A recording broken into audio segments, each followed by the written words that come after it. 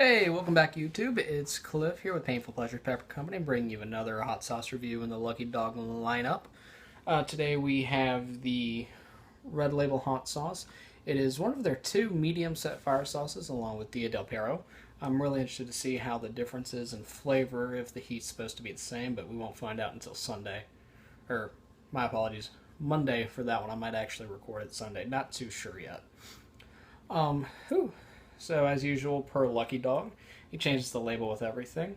For the red label, we have habanero, jalapeno, and serrano peppers with roasted garlic. Habaneros being one of the hotter of the non-super hots out there, it should be quite a nice treat. Big fan of habanero set sauces. I enjoy that kind of that florally flavor you get kind of also at the nose with it. Sorry I've been gone for a few days. It's been hectic again with work and everything. With the red label, we see the introduction of apple cider vinegar along with the usual onions, roasted chili peppers, water, carrot juice, roasted garlic, chili peppers, plain sea salt this time, carrots, dried chili peppers, sugar, garlic, and once again lime juice from concentrate. Whether or not that's just a California thing, I don't know. Personally, I prefer lime to most other citrus juices. I'm a huge fan of unsweetened tea with lime in it. Very, very nice. Real popular in South Texas. And no, that's not where I'm from. uh, so, yep. Otherwise, it's still the usual. We got that beautiful, beautiful dog on front. So I went ahead and removed the seal from the top right before I recorded just to make things a little bit quicker. But one thing you notice is that as soon as you remove that seal, you get that strong chili hit. This one smells a little bit more mellowed out actually as compared to the green label, which has that real straightforward upfront kind of smell to it. Grab the lucky orange spoon. Now, right on the nose, I pick up some of that apple cider vinegar. To those that aren't real familiar with it, you probably won't notice it nearly as quickly. I cook with it on an almost daily basis and really, really cook the mess out of it back in some of my former restaurant jobs. But otherwise, it's a nice, subtle kind of smell. It's not going to kind of take that full front kind of profile.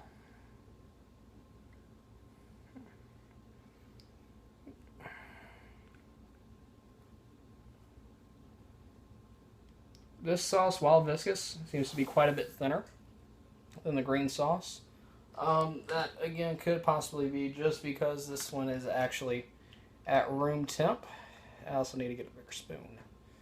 Put that down slowly. Now in it you can see a little bit of the spices, possibly even some of those dried chilies that were listed in the ingredients. Bottoms up.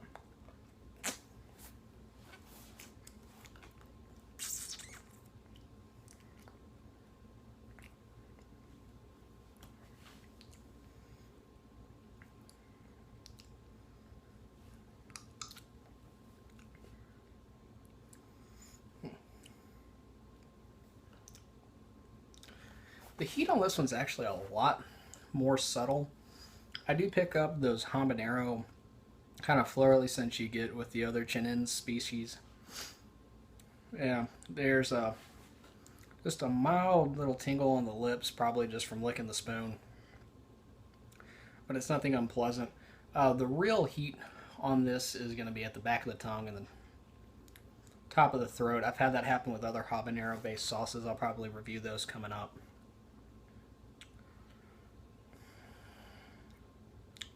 There is that slight little taste of that apple cider vinegar.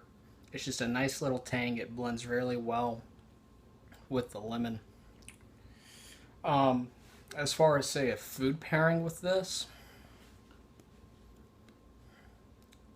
I'd say that little bit of that apple and that lime sweetness, I think this would go really well on like a nice pork roulade or pork tenderloin. It's kind of where I'd put this to kind of balance out that natural sweetness you get from pork products. Also, probably serve as a nice base if you mix it with a little bit of mustard. Make a real nice glaze for a smoked pork shoulder. That sounds like a great idea. Um, Drink pairing with this, I would actually pair this with a relative newcomer to the market. It's a well-known company. It's a Sam Adams porch rocker. Sam Adams porch rocker was inspired by an old German mixed drink combining nicely hopped light beer with lemonade, and it's got a real nice little subtle sweetness to it with not a real hard back finish, but I think that would pair real nicely with this. As far as wines go, I would actually probably go back to a white with something like a Sauvignon Blanc, or possibly even as far as a red, something like a Beaujolais, something a little bit lighter, a little bit sweeter. Um, this is a very light body to it, very light viscosity. It's not a very thick sauce whatsoever. Um, Other than that, there's really not much to this one. It's a nice mild sauce. Um, well, mild medium sauce is where I would personally rank it. So I definitely can't complain. It's one of those. It's another really well-rounded sauce from Lucky Dog. So far, the three I've tried have been phenomenal sauces. You can get this product and any of the other Lucky Dog hot sauces that I reviewed at LuckyDogHotSauce.com. We'll have the Dia del Perro coming up here really soon. Please like, comment, subscribe. If there's anything you'd like to see, leave that below. You can also follow me on Instagram at ChiliHeadCliff. I've just recently posted a whole bunch of new pepper pictures from the garden that I'm working on, as well as my new garden bed with a couple of my other non-chili plants. I'm hoping to keep this under 8 minutes, so I'm going to go ahead and wrap up. Um, I do have one question for y'all out there. I'm looking to get a new video camera camcorder, trying to move away from using YouTube Capture. I love it for these videos, though, because it's quick, it's easy. More than anything, it's just real relaxed.